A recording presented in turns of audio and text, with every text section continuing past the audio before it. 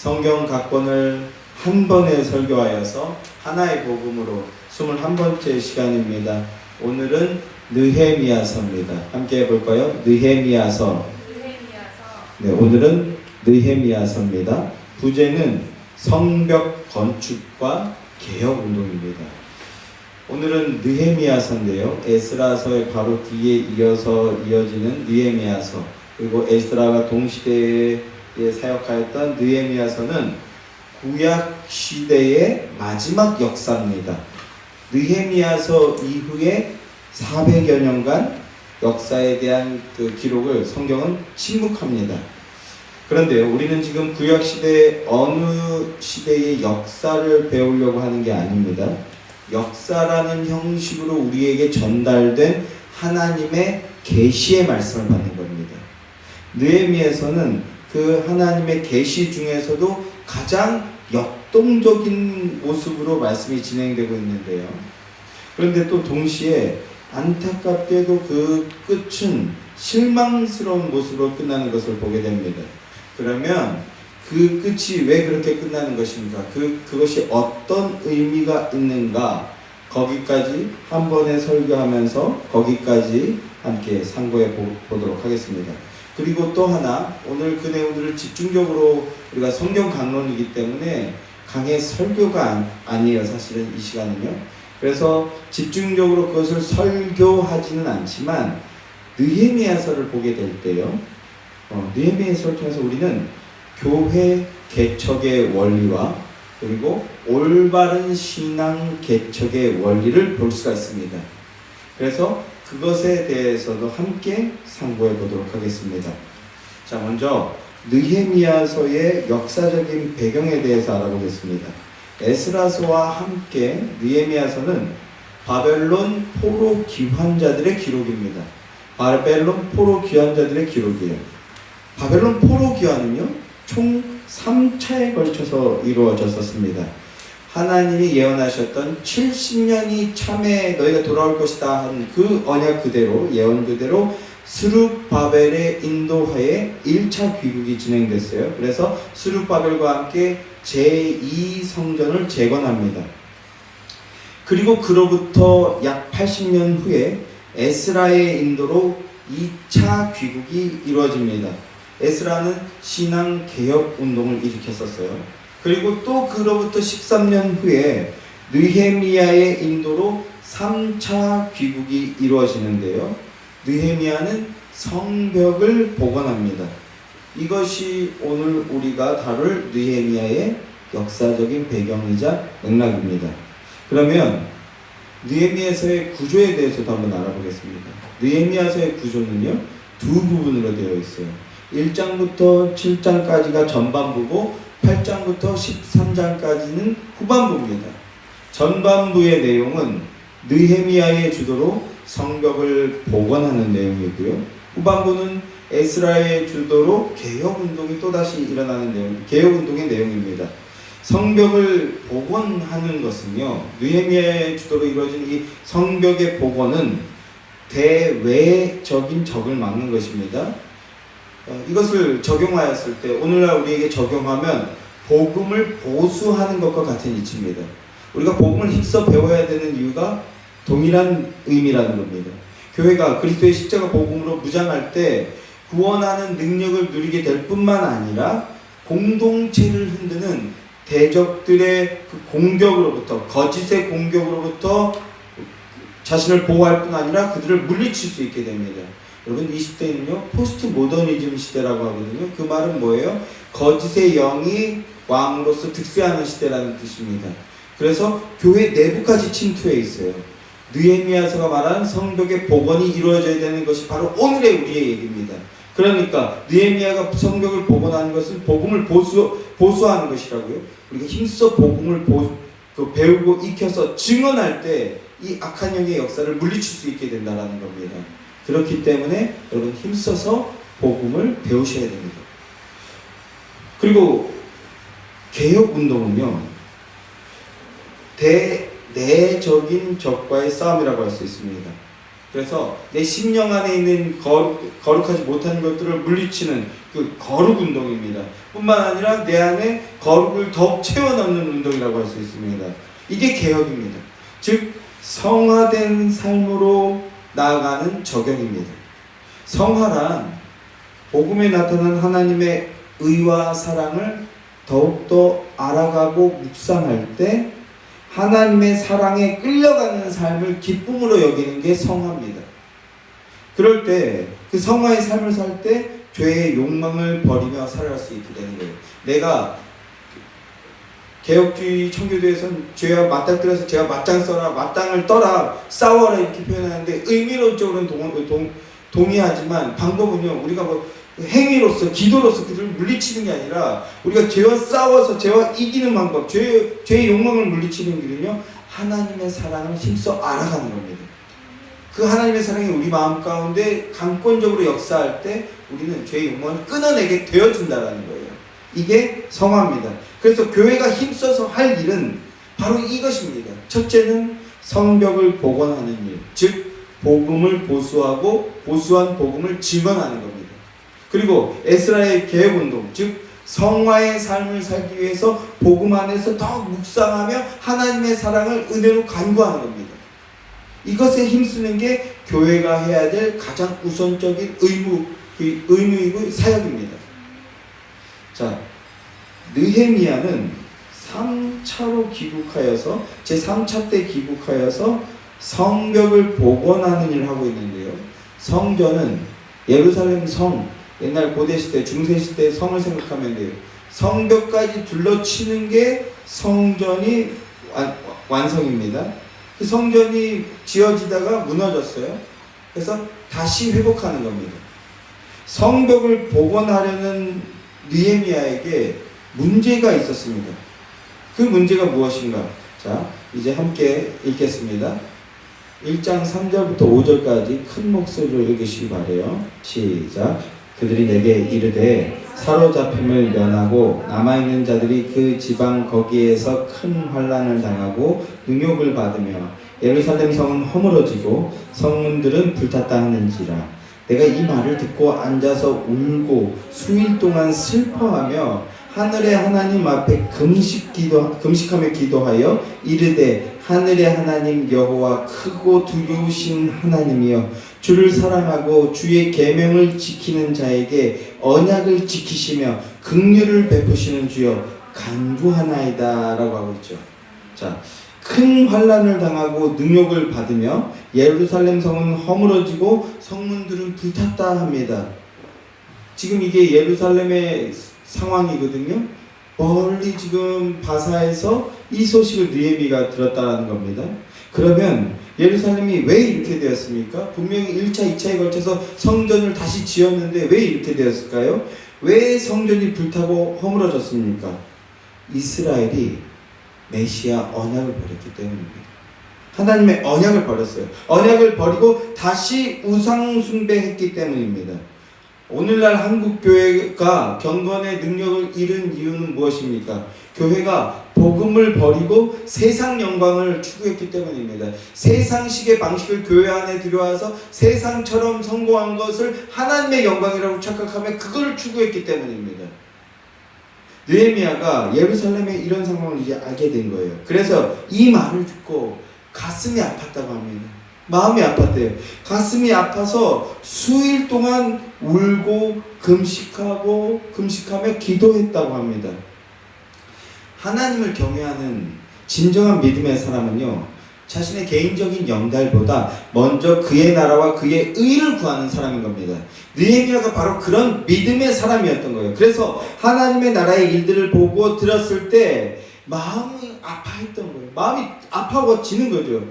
그러면 우리는 어떤가? 여러분은 어떻습니까?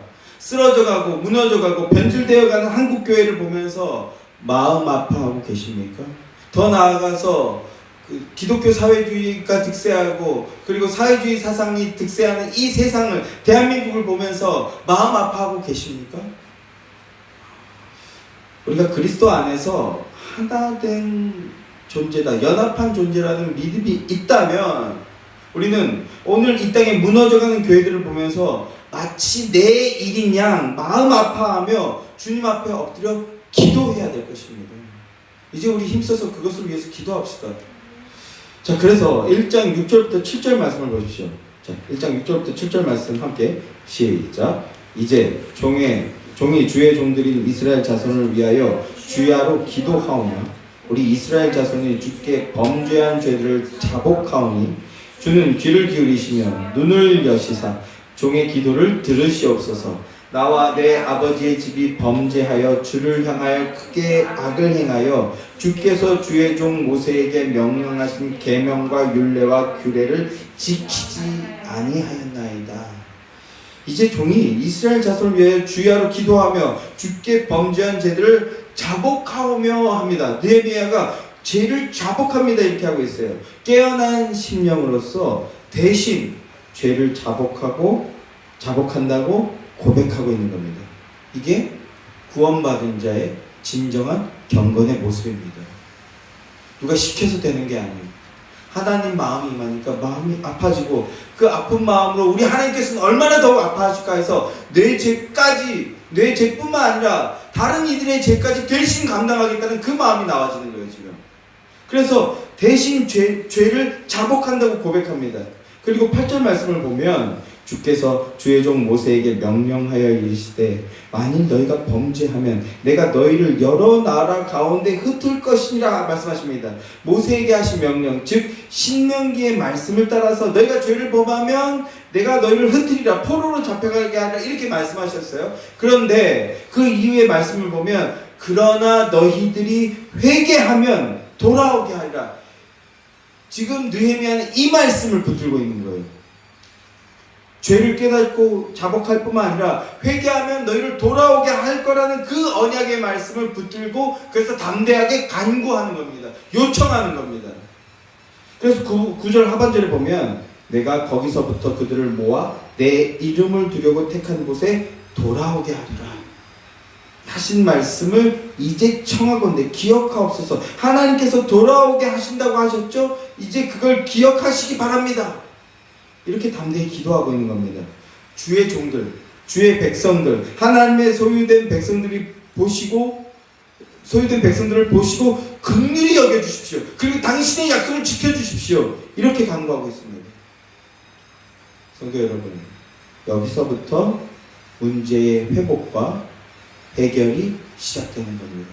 하나님의 언약을 붙들고 믿음으로 담대히 기도할 때, 하나님의 앞에 나가 기도할 때 문제가 해결되기 시작된다는 겁니다. 그런데 느헤미야는요, 단순히 울며 기도만 하는 그런 사람이 아니었어요. 11절 말씀을 보십시오. 함께 11절 말씀입니다. 시작. 주여 보아오니 귀를 기울이사 종의 기도와 주의 이름을 경외하기를 기뻐하는 종들의 기도를 들으시고 오늘 종이 형통하여 이 사람들 앞에서 은혜를 입게 하옵소서. 아직까지 바사에 있습니다. 자, 바사에서 기도하고 있는 거예요. 하나님 저의 기도를 들으신다면 이 바사의 지도자 왕과 아닥사스다 왕과 그 고관들의 마음을 움직여서 저를 들어서 보내주십시오. 저를 사용하여 주십시오. 이렇게 간구하고 있는 겁니다. 그래서 1장은 그때에 내가 왕의 술관원이 되었느니라 하면서 마치고 있습니다. 지금 자신이 처한 상황에서 나라와 하나님 나라와 백성을 위해 헌신할 방법을 구체적으로 찾고 있는 모습인 겁니다.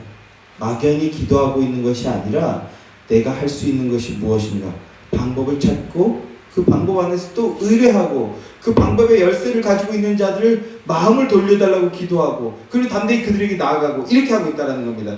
그래서 이 점이 2장 12절 말씀에서 자세히 나타납니다. 2장 12절 말씀을 보면 내 하나님께서 예루살렘을 위해 무엇을 하실 것인지 내 마음에 주신 것을 내가 아무에게도 말하지 아니하고 라고 하고 있죠. 마음에 주신 것이 있다라는 거예요. 하나님께서 느헤미야의 마음에 하나님 나라에 대한 열망, 소원을 주신 겁니다. 그리고 그 마음을 실행으로 옮기기 위해 지금 신중하게 하나씩 진행해 나가고 있는 모습인 겁니다. 진정한 믿음의 기도란 이렇게 말과 입으로만 하는 것이 아니고요, 실행하는데 헌신하는 데까지 나아가는 겁니다. 실행으로 옮기는 거예요. 성도 여러분, 여러분은 오늘 지금 무엇으로 하나님께 헌신할지 묻고 계십니까? 바로 지금 내가 하나님께 어떻게 드려질 수 있을까요? 묻고 기도하는 그런 그리스도인들이 되시길 축원합니다. 2장 10절 말씀을 함께 읽어보겠습니다. 시작. 호론 사람 산발랏과 종이었던 암몬 사람 도비아가 이스라엘 자손을 흥왕하게 하려는 사람이 왔다 함을 듣고 심히 근심하더라. 자, 예루살렘 본국에 있던 산발랏과 도비아가 대적들의 이름이죠. 이스라엘 자손을 흥왕하게 하려는 사람들이 왔다. 느헤미야가 온다는 소식을 들었다는 겁니다. 그러자 어떻게 했다고요? 심히 근심했다 합니다. 예루살렘이 수치를 당하게 된 원인이 바로 여기 있는 겁니다. 주의 말씀을 따르는 자, 주의 말씀을 힘써 증언하는 자, 주의 말씀을 기뻐하고 그것을 따르기를 열망하는 사람, 그래서 하나님 나라를 세워가기를 원하는 사람들, 그런 이들을 만났을 때 기뻐하고 참여하려고 하는 게 아니라 오직 복음만 전하고 오직 하나님의 의만 드러낸 자, 이러는 사람들을 어떻게 한다고요? 미워하고 경계한다고 합니다. 말씀대로 살고 예배하는 삶을 살자, 하나님의 영광을 위한 삶을 살자 하는 것을 경계하는 상황이 작금의 한국 교회의 모습일 수 있다라는 겁니다. 이 말은요, 우리가 거창하게 한국 교회를 어떻게 해볼자 이런 게 아니고요. 이런 게 아니라 우리 교회가 한국 교회잖아요. 우리 교회는 어떻게 세울 것인가, 이렇게 받고 이렇게 소망해야 된다는 겁니다. 작고 미력하지만 단 한 사람이라도 주의 복음을 믿고 붙들고 따르려는 자를 성경은 뭐라고 말씀하고 있습니까? 이스라엘 자손을 흥왕하게 하려는 사람이라고 말씀하고 있습니다. 여러분이 바로 그런 사람인 줄 믿습니다. 오늘 이 시대도 하나님은 그 한 사람을 찾고 계십니다. 여러분이 바로 그 하나님 나라를 흥왕하게 하는 자, 주의 복음의 사람이 되시기를 주님의 이름으로 축원합니다. 2장 17절 말씀을 함께 읽겠습니다. 2장 17절 말씀 시작. 후에 그들에게 이르기를 우리가 당한 곤경은 너희도 보고 있는 바라. 예루살렘이 황폐하고 성문이 불탔으니 자 예루살렘 성을 건축하여 다시 수치를 당하지 말자 하고 라고 하고 있어요. 본국으로 돌아온 느헤미야가 예루살렘의 말로만 들었던 그 예루살렘의 황폐한 실상을 눈으로 봅니다. 정찰합니다. 성문은 불탔고 성벽이 없으니까 대외의 적들이 쳐들어오는데 속수무책인 그런 상황인 겁니다.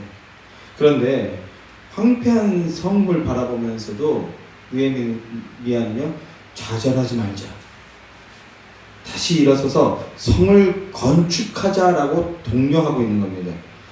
그리고 자신에게 어떻게 이런 믿음의 행동이 나올 수 있는가, 그 믿음의 결단의 동력이 무엇인지, 힘의 근원이 무엇인지 설명합니다. 2장 18절 말씀입니다. 그 말씀 함께 시작. 또 그들에게 하나님의 선한 손이 나를 도우신 일과 왕인에게 이른 말씀을 전하였더니 그들의 말이 일어나 건축하자 하고 모두 힘을 내어 이 선한 일을 하려 하매 라고 하죠. 하나님의 선한 손이 나를 일으켜서 여기까지 이끌었다라는 겁니다.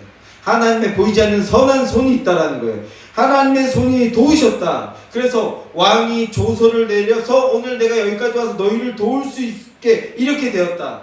그러니까 하나님의 살아계심과 하나님의 섭리하심과 하나님의 은혜의 역사를 증언하니까 그랬더니 사람들이 힘을 내면서 다시 일어나서 건축하자, 다시 일어서게 되었다라는 것입니다. 19절 말씀을 보면 산발랏과 도비아 대적자들이죠. 그들이 우리를 업신여기고 우리를 비웃었다 말씀합니다. 너희 현실을 봐라. 너희 형편과 너희 꼴을 봐라. 지금 이 조그만 이거 뭐 예배당 같지도 않은 예배당에서 너네가 지금 무슨 한국교회 타령을 하고 있냐? 너 뭐 장비나 제대로 좀 정리 좀 해라. 이렇게 그꼴로 무슨 건축을 하고 무슨 성벽을 복원하냐, 이렇게 지금 비아냥거리고 조롱하고 음해하고 있다라는 거예요. 맞아요. 인간적인 판단으로만 본다면 그런 말을 하는 이들의 말이 맞을지도 모릅니다. 성벽, 이 거대한 성벽을 건축한다는 것, 무모한 행동으로 보여졌을 겁니다. 그런데 20절에서 느헤미야는 그런 대적들의 음해에 대해 뭐라고 말씀합니까? 20절 말씀 함께 보겠습니다. 20절 시작. 내가 그들에게 대답하여 이르되 하늘의 하나님이 우리를 형통하게 하시리니 그의 종들인 우리가 일어나 건축하려니와 오직 너희에게는 예루살렘에서 아무 기업도 없고 권리도 없고 기억되는 바도 없다 하였느니라. 하나님의 사람은 하나님의 능력이 우리를 형통하게 하실 것이라는 것을 믿는 자입니다. 그래서 하나님의 사람은요, 뭐라고 합니까? 하나님의 일을 한다는 겁니다. 그래서 드디어 3장에서부터 성벽 복원하는 일, 성벽 건축하는 일을 시작합니다. 3장 1절 말씀입니다. 그때에 대제사장 엘리야십이 그의 형제 제사장들과 함께 일어나 양문을 건축하며, 양문이라고 하는, 양의 문이라고도 하는데요, 양문이라는 성문을 복원하는 것부터 공사가 시작이 됩니다. 성문에는 그 용도에 따라서요, 양문이 있고 어문이 있고 옛문이 있고 골짜기 문이라는 것이 있고 북문이라는 것이 있고 샘문, 수문, 미문 등이 있는데, 그런데 양문을 보수하는 것으로 공사를 시작해서요, 3장 32절 말씀을 보면 성모퉁이 성로에서 양문까지는 금장색과 상인들이 중수하였느니라 하고, 양문으로 시작해서 양문으로 끝마치고 있는 것을 보게 됩니다. 그런데요, 5절 말씀을 보면 귀족들은 그들의 주인들의 공사를 분담하지 아니하였으며 말씀하고 있어요. 공사가 시작됐는데 귀족들은 뒷짐지고 서서 관망하고 있다라는 겁니다. 불안불안한 거죠. 불안불안한 모습입니다. 그러나 12절 말씀을 보면요, 이런 말씀이 나옵니다. 연약한 딸들도 무거운 돌들을 들며 중수하였고, 뒷짐지고 서서 저게 되겠냐? 내가 왜 저런 수고해야 되냐? 내가 왜 고생해야 되냐? 내가 왜 희생해야 되냐? 이렇게 생각하는 사람이 있는데, 그러나 또 다른 한편에서는요, 하나님의 은혜를 아는 자들은 모두 다 함께하고 있다는 겁니다. 작은 힘일지라도, 그리고 그저 묵묵히 하나님의 일을 이루는 것에 참여하고 있다는 겁니다. 지도자 느헤미야가 앞장서고 거기에 은혜를 아는 회중이 뒤따르고 있는 겁니다. 은혜 안에 있는 자들이 하나가 되어서 지금 합력하고 있다는 겁니다. 자, 이제 4장으로 넘어가겠습니다. 4장에서는요, 대적자들이 극렬하게 반대하는 내용들이 등장합니다.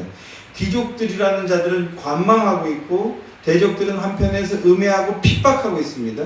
자, 4장 3절 말씀을 보십시오.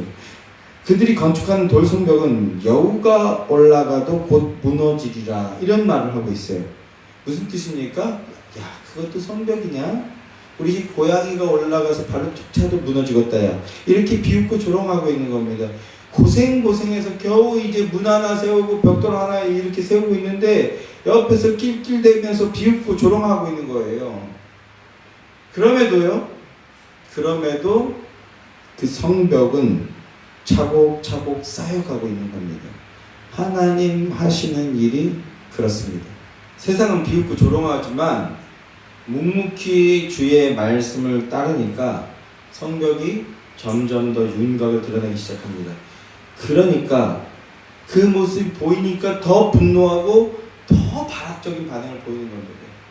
작고 미력한 교회지만 말씀만 미련하게 주의 복음, 십자가 복음만 붙들고 나아가면 하나씩 소멸되어질 것은 소멸되어지고 세워질 것들은 세워집니다.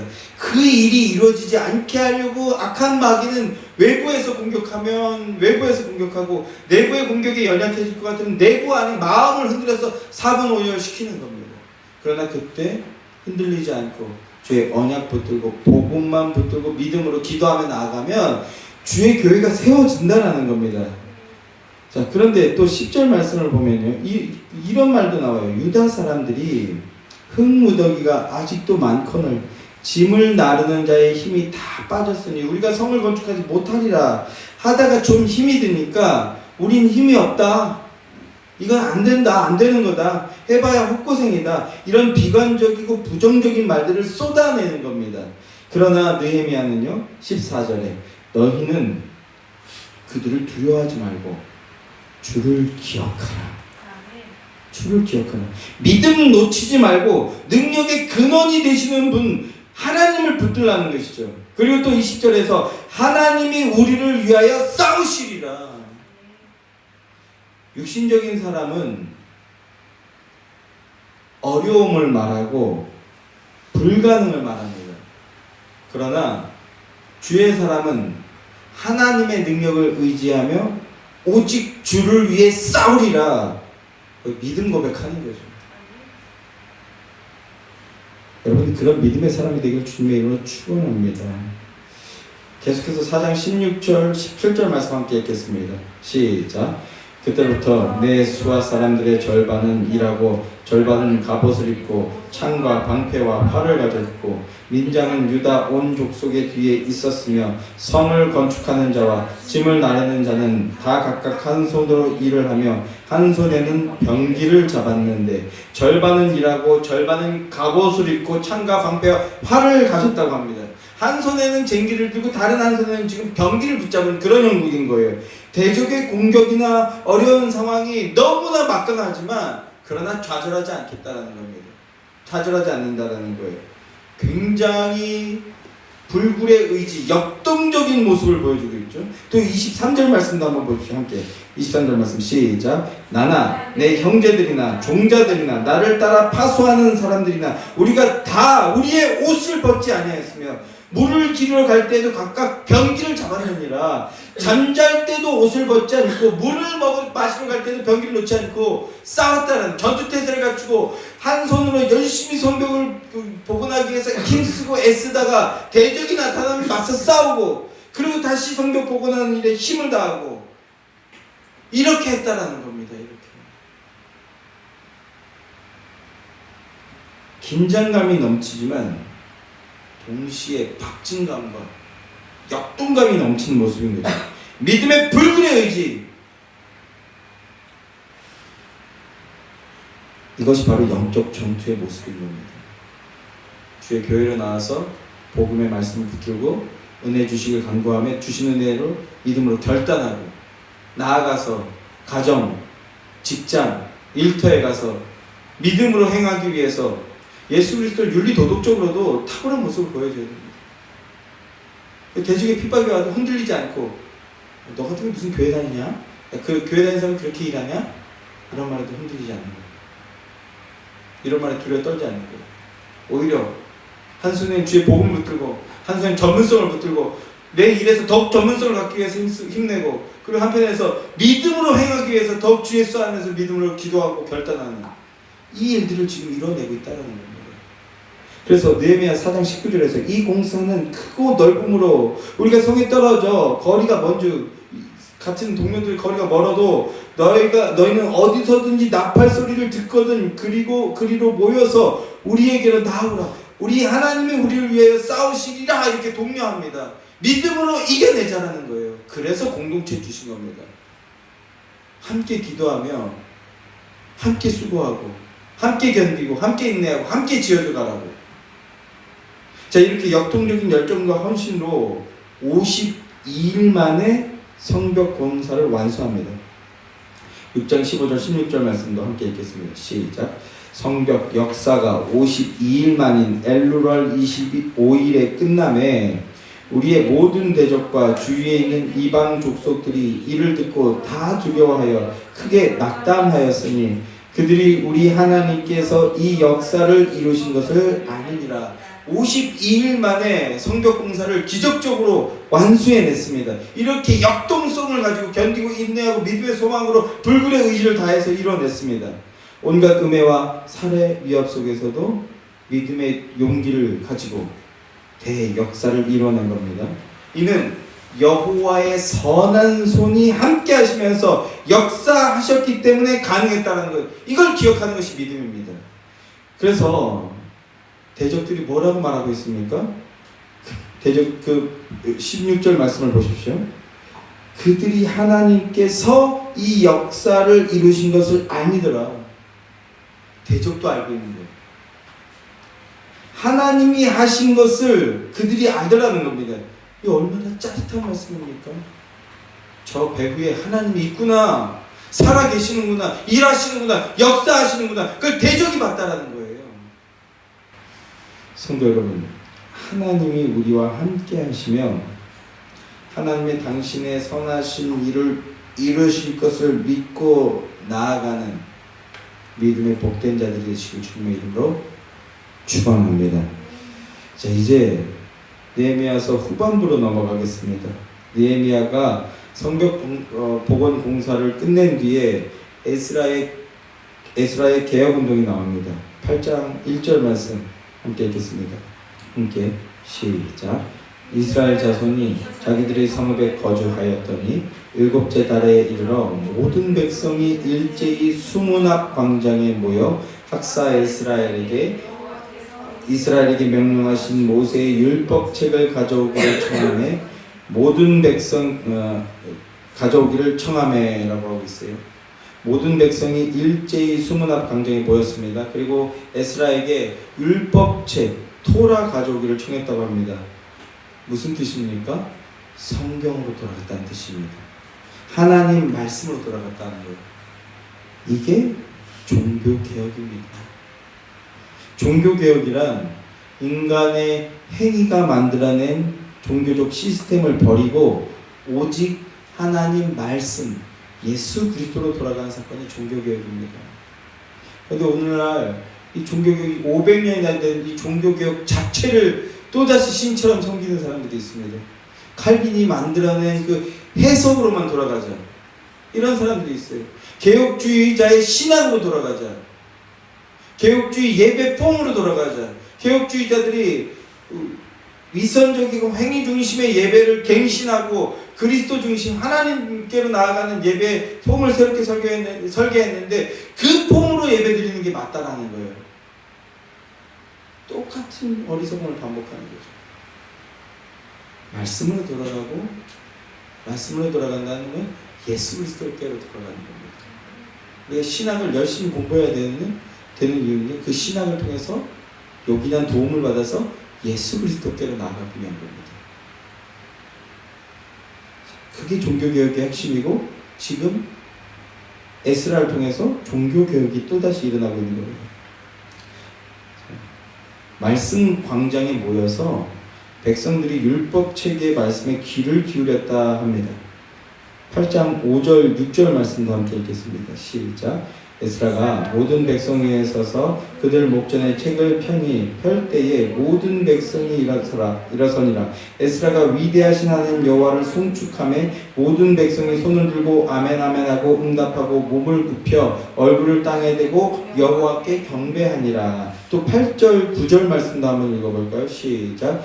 하나님의 율법책을 낭독하고 그 뜻을 해석하여 백성에게 그 낭독한 것을 다 깨닫게 하니 백성이 율법의 말씀을 듣고 다 우는지라. 총독 느헤미야와 제사장경 학사 에스라와 백성을 가르치는 레위 사람들이 모든 백성에게 이르기를 오늘은 너희 하나님 여호와의 성일이니 슬퍼하지 말며 울지 말라 하고 율법책을 펼 때 모든 백성들이 일어섰다 합니다. 하나님의 어미하심 앞에 감히 그 어미하심 앞에 경도되어서 감히 앉아 있을 수가 없는 거죠. 그래서 말씀을 읽어서 낭독하는 겁니다. 참으로 경건한 모습인 겁니다. 그래서 이 말씀을 따라서 주일 공예배 때도 성경 봉독 시간에 다 일어서서 하는 교회들이 있어요. 저희가 이번 주에 참여한 교회도 그렇게 했죠. 저는 좋은 것이라고 생각합니다. 그러나 또 한편으로는요, 기계적으로 진짜로 그 말씀 앞에 엄향을 느끼지도 않고 그 말씀이 전하는 핵심이 뭔지도 모르고 그 핵심 안에서 진정한 믿음 고백도 없으면서 단지 일어섰다 앉았다 하는 것으로 경건의 모양을 드러내는 것, 그것에 대해서도 우리는 경계할 필요가 있다, 이 말씀을 드리고자 합니다. 자, 말씀을 낭독하고 그 뜻을 가르쳐 깨닫게 하니 백성들이 일제히 울었다 합니다. 그런데 이 눈물은요, 은혜 받아서 흘리는 눈물이 아니에요. 뭐 크게 보면 은혜지만 감사 감격의 눈물이 아니라는 겁니다. 이 눈물은요, 죄를 자복하는 눈물입니다. 율법책을 읽었다고 하고 있죠. 아마도 신명기 27장 28장의 말씀이 아닐까 합니다. 아니면 그런 말씀이었을 것 같습니다. 너에게 떡반죽 그릇이 저주를 받고 들에서도 저주를 받고 들어가도 저주를 받고 나와도 저주를 받고, 이런 말씀을 들은 거예요. 그 말씀을 듣고 자신들의 죄를 깨달은 겁니다. 죄를 깨달아서 하나님 앞에 죄인인 것을 깨닫고 그래서 자복하는 눈물을 흘렸던 겁니다. 그런데 그것이 은혜 받음의 시작이긴 한 겁니다. 죄인인 것을 깨닫고 죄인 것을 깨닫고 자복할 때 자복하고 결단하는 것으로 나아가게 되기 때문입니다. 9장 1절 2절 말씀을 보십시오. 그달 29날에 이스라엘 자손이 다 모여 금식하며 굵은 배 옷을 입고 티끌을 무릅쓰며 모든 이방 사람들과 절교하고 서서 자기의 죄와 조상들의 허물을 자복하고 자신들의 모든 죄악들을 하나님 앞에서 죄로 인정하는 겁니다. 하나님 앞에 온전하지 못하는 것 죄다. 하나님 말씀 앞에 들여 떨지 않는 것 죄다. 하나님 말씀 사모하지 않는 것 죄다. 내 육신 소욕 따르는 것 죄다. 이렇게 인정하는 겁니다. 하나님의 은혜 앞에 서게 될 때 우리는 죄를 이렇게 죄라고 인정하게 됩니다. 뿐만 아니라 진정한 회개는요, 지금 뭐 하고 있습니까? 절교하고 라고 하죠. 그 죄를 끊기로 결단하는 데까지 나아가게 되는 겁니다. 이게 은혜 받은 자의 모습인 겁니다. 그래서 우리가 은혜를 사모해야 되는 거예요. 그러자 학사 에스라가 모든 죄를 자복하는 모든 회중을 대표하여서 대표 기도를 드립니다. 이것이 9장의 내용인데요, 대표 기도의 내용을 보면 대표 기도는요, 개인적인 이야기, 인간적인 이야기를 하는 것이 아니라 대표 기도는요, 하나님의 행하심을 진술하는 게 대표 기도입니다. 창세기부터 시작해서 바벨론 포로 귀환까지 그 모든 시간에 하나님의 언약이 어땠으며 그 언약을 따라 하나님이 어떻게 해주셨는가, 그리고 그때마다 우리 인간들은 또 어떻게 하나님께 보답했었는가, 이렇게 기도하는 겁니다. 하나님의 그 신묘막측하심과 은혜로우심, 하나님의 창조 경륜과 구속 경륜의 그 은혜를 기도로서 표현하고 있는 거죠. 그러니까 참된 기도는요, 기도도 구속사적으로 기도하는 겁니다. 이걸요, 그래서 성도의 인격과 삶까지 다 포함해서 기도하는 이런 것들을 청교도들은 목회 기도라고 불렀습니다.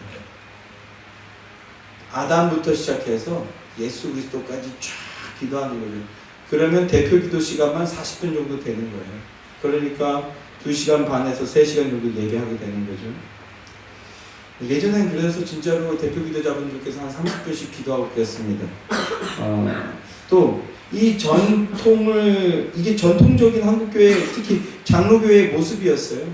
그래서 이 전통을 받아서 약간 뒤로 갈수 이제 변질되긴 했지만 저의 어머니도 이 훈련을 받으신 거죠. 그래서 은혜 받고 온 날이거나 아니면 믿음의 소망의 결단이 이루어진 날 밤이면요, 또 새벽 1시, 2시에 와서 저를 붙들고 기도하는 거예요. 자고 있는 저를 붙들고 아담부터 시작해서 아브라함의 하나님이시고 이삭의 하나님, 야곱의 하나님, 요셉이 했던 그 기도, 요셉처럼 믿음의 사람이 되게 해주시고 다니엘처럼 기도의 사람이 되게 해주시고 다윗처럼 용맹한 사람이 되게 해주시고, 그러면 제가 자다가 잠결에 제 머리가 흔들리는 것 때문에 깨보니까 저희 어머니께서 기도를 하시는데 저기 뭐 속대변 제발 앵간히 했으면 좋겠다 이런 마음이 들지만, 그러나 그렇게 한 40분 정도 기도를 하고 가시는 거예요. 그때는 제가 철부지니까 이게 나를 위해서 기도하는 건지 어머니를 위해서 기도하는 건지 잘 모르겠사옵니다, 이런 마음이었지만, 그러나 그 기도가 오늘 어떤 역사를 이루어냅니까? 제가 믿음의 사람으로 살아가게 하는 은혜의 역사를 이루어낸 것입니다. 이렇게 기도하는 거예요. 그래서 기도 내용을 보면 만물을 지으시고 다 보존하신 창조주 하나님부터 시작합니다. 창조주 하나님. 그리고 오늘날 우리가 종이 되었는데 바벨론 포로가 되었다는 내용까지 쫙 길지만 쫙 진술하고 있는 겁니다.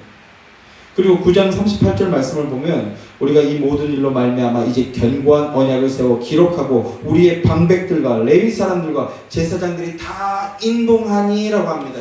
언약 앞에서 이 대표 기도를 통해서 믿음 고백을 다 함께 하고 그런 다음에 그 언약 앞에 서서 함께 맹세하는 겁니다. 그리고 말로만 맹세하는 것이 아니라 도장을 찍어서 서약하는 겁니다. 믿음의 결단과 헌신으로 끝을 맺고 있는 거예요. 그래서 견고한 언약을 세웠다 말씀합니다. 영적 성벽을 견고하게 쌓은 겁니다. 그런데 이렇게 놀라운 회복의 역사를 보여주고 있는데 믿음의 역사를 보여주고 있는데 느헤미야서의 마지막 장은 그들이 쌓은 성벽이 다시 허물어지고 있는 것을 보여주고 있습니다. 느헤미야가 이 모든 일을 끝내고 바사로 돌아갔어요. 그리고 한 10여 년 만에 다시 귀환을 합니다. 귀환을 해서 보니까 그들이 굳게 세운 언약을 전혀 지키지 않고 있는 것을 보게 됩니다. 이 시대 때 세워진 선지자가 바로 구약성경의 마지막 책인 말라기서의 선지자, 말라기 선지자인데요. 그래서 말라기서를 보면 그들이 파기한 내용이 느헤미야서와 정확하게 일치되고 있는 것을 보게 됩니다. 먼저 제사장들이 타락하고요. 그러니까 회중 성도들, 백성들이 안식일을 지키지 않으니까 11조를 드리지 않는 겁니다. 레위 사람들은 이스라엘 백성들이 주는 11조로 생활을 하는데 11조를 드리지 않으니까 레위 사람들이 먹을 것이 없는 거예요. 생계가 무너지게 된 거예요. 그러니까 레위 사람들이 말씀을 가르치고 증언해야 될 사람들이 뿔뿔이 흩어지게 되는 겁니다. 그러니까 영적으로 더욱 느슨해지고 무너져 내리는 거죠. 그러자 또다시 이방 여인들과 통혼을 합니다. 다른 종교를 또 받아들였다는 거예요. 그래서 결국 하나님께 거짓된 예배를 드리는 타락한 모습으로 빠져들게 되었던 겁니다. 그들을 거룩하게 구별하여 주던 성벽이 또다시 무너지고 있었던 겁니다. 그래서 13장 31절 말씀은 이렇게 끝을 맺습니다. 정한 기한에 나무와 처음 익은 것을 드리게 하였사오니 내 하나님이여 나를 기억하사 복을 주옵소서. 자신이 수행한 성벽 복원 건설과 개혁운동의 수고가 헛된 것으로 끝나지 않게 해달라고 탄원의 기도를 드리는 겁니다. 그리고 동시에 이 말은 또 나를 기억하소서, 이 말은요 누군가를 기다리는 거죠. 하나님의 긍휼을 기대하는 것입니다. 하나님의 긍휼은 뭡니까? 하나님의 사랑과 긍휼은 뭐예요? 약속한 하나님의 아들, 여자의 후손을 보내주는 겁니다. 그를 기다리는 겁니다. 하나님의 긍휼의 실체인 메시아를 바라보는 것이죠. 느헤미야의 개혁은요 실패로 끝난 것처럼 보입니다. 느헤미야서만 보면요. 그래서 어떤 신학자들은요 느헤미야의 개혁은 실패한 개혁이다 이렇게 말하는 사람들도 많이 있습니다. 그러나 그거는 성경을 조각내서 봤기 때문입니다. 우리는 하나의 복음으로 봐야 됩니다. 그래서 한 번에 설교하지만 하나의 복음으로 보는 이유가 거기 있는 겁니다. 이를 통해서 우리에게 뭔가 깨닫게 해주는데 우리는 무엇을 깨닫게 됩니까? 첫째, 율법의 행위로 하나님 앞에 의롭다 하심을 얻어줄 죄가 없다는 겁니다. 둘째는요, 인간은 다 거짓되되 오직 하나님은 참되시다는 겁니다. 하나님의 신실하심입니다. 인간은 끊임없이 반역합니다. 그런데 그럼에도 불구하고 하나님께서는 당신의 구원 계획을 중단하시지 않는다는 것입니다.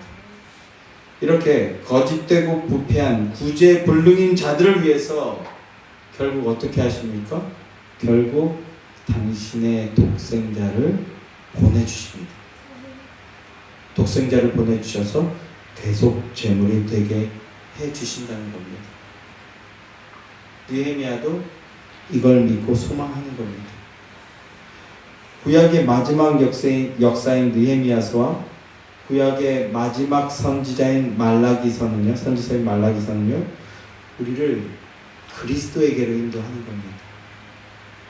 우리를 그리스도에게 인도하는 몽학 선생의 역할을 하고 있다라는 거예요.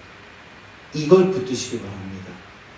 인간의 행위로는 안 된다, 불가능하다. 인간이 내어놓을 수 있는 최대치의 노력, 헌신, 봉사 이런 것들 다 결국 유한한 것일 뿐이고, 그리고 우리를 갈라놓을 수 있는 그 구원의 능력이 없는 것이라는 사실을 기억해야 된다는 겁니다.